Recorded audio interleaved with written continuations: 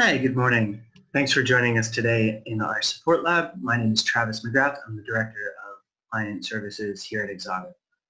Today's lab is going to be our technical lab for the month of November. It's going to be a pretty short lab as we're really excited about our version 2018.2 and we want to cover just a small technical feature about the upcoming version, which is actually going to be released later today. So today we're going to be talking about user preferences. And it is going to be a technical lab, so we'll be getting into just a little bit of C# and SQL. As always, just to make sure you can hear me before we jump in, if you could use the GoToWebinar panel on the right side of your screen, type Y, yes, hello, just to make sure we can, come through okay and you can see everything that's going on.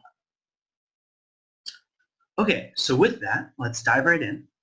And the first thing you may be thinking is if you've listened to our webinars, our support labs every month for some time now, you might be asking yourself, wait, didn't we do this already?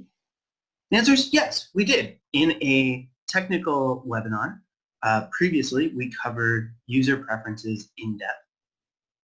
And you can find that recording on our knowledge base along with all of our other webinars from each month. So what we're going to do first is just give a quick refresher. So if you didn't see that webinar, of course, you can't watch it right now as we're doing this live. So we're going to offer and answer the question, can I have a quick refresher?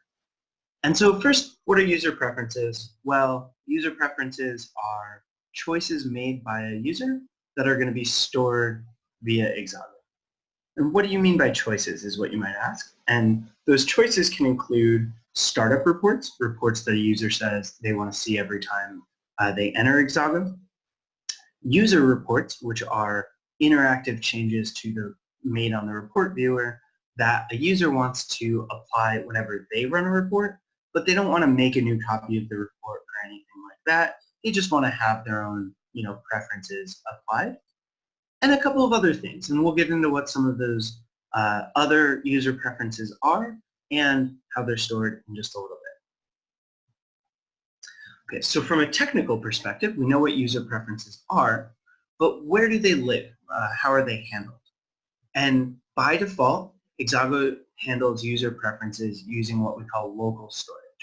Now, in previous versions of Exago, that would be in the browser's cookie, but with version 2018.2, we're happy to say that we're moving from cookies to other mechanisms of local storage on a browser.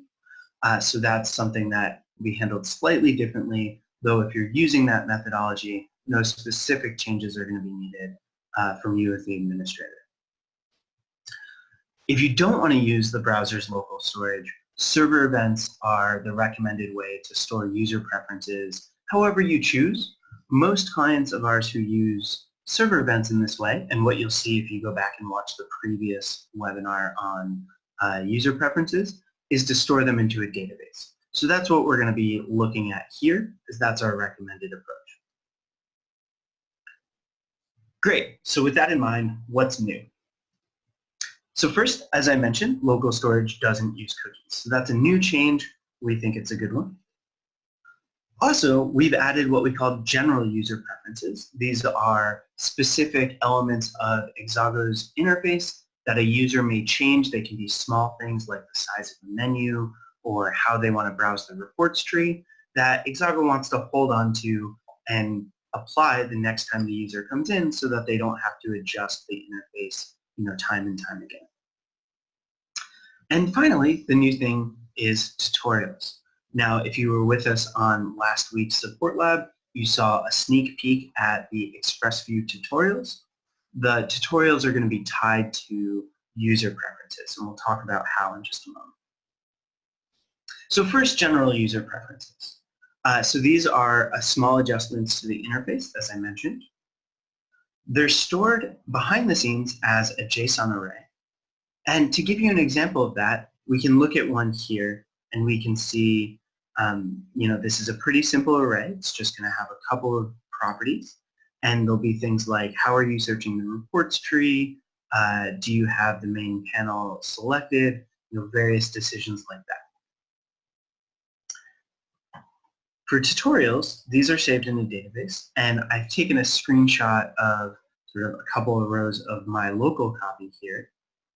And so when we say a user clicks, for example, don't show me the tutorial again, or if they've seen a tip and they don't need to see that again, we have a number of different tutorial-specific user preferences that can be stored and retrieved by your server event to tell Exago whether or not to show different elements of tutorials. So now that we've covered what's new, you might ask yourself, do I have to change my setup? If you're using server events for handling the storage and retrieval of user preferences, do you have to make any changes in order to upgrade to 18.2? Fortunately, the answer is probably not. Particularly if you're following the sample code that we provide on our knowledge base and we covered in our previous support lab. Just to show you that though, we'll jump over to Visual Studio and we can look at the two methods that are used for server events to handle storing and retrieving user preferences. Those methods pretty simply are called onGetUserPreference and onSetUserPreference. So we're just going to dive very briefly into the code as we did cover this line by line in our previous support lab. So onGetUserPreference just passes, Exago's passing to this code an ID and saying, for this particular user, we need a user preference with this ID. If you're following our generic example, you don't have to make any changes here, as Exago's just going to pass in the ID. And all our sample does is it selects the value of a user preference based on that ID and who the user is. Nothing complicated there. If we scroll down, we can get to our onSetUserPreferences.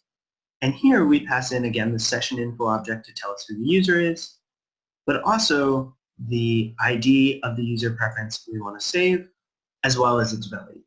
And because we're doing this in sort of an ID and value pair, you don't have to make any specific changes to your code if you're following our example, because all we're doing is we're just inserting a new row if we don't have a user preference already, or updating accordingly.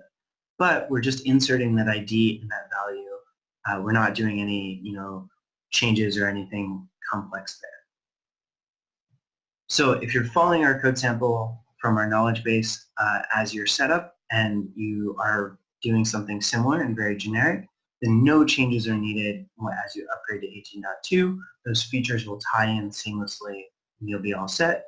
If you are doing something more sophisticated as part of upgrading to 18.2, you may want to review this code in your system, but it should be pretty simple, and I'd be surprised if there were any great changes that were required. Great, so with that in mind, we'll jump back over to the presentation, and I'll just close this out by giving a small announcement about December's labs.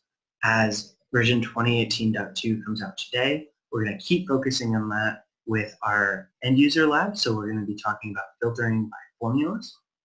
And then on the 19th, thinking about filters, we're going to talk about our custom filter functions, which is a great extensibility feature. Those are going to be our support labs in December. We'll also, of course, be having a 18.2 webinar where we go through all the new features in the release, and that'll be announced shortly as well. As always, with the end of each lab, we have a small survey, so if you wouldn't mind taking just a moment when you depart to give us feedback, but also to propose ideas for new labs. We always appreciate it. These days, most of our labs are coming from your suggestions, so those are always great heads up if there's a topic you want us to cover, either how to build a certain type of report or a technical topic. We're happy to do so. So with that, I just want to say thanks again for attending today, and we'll see you next month on these two labs, and happy reporting.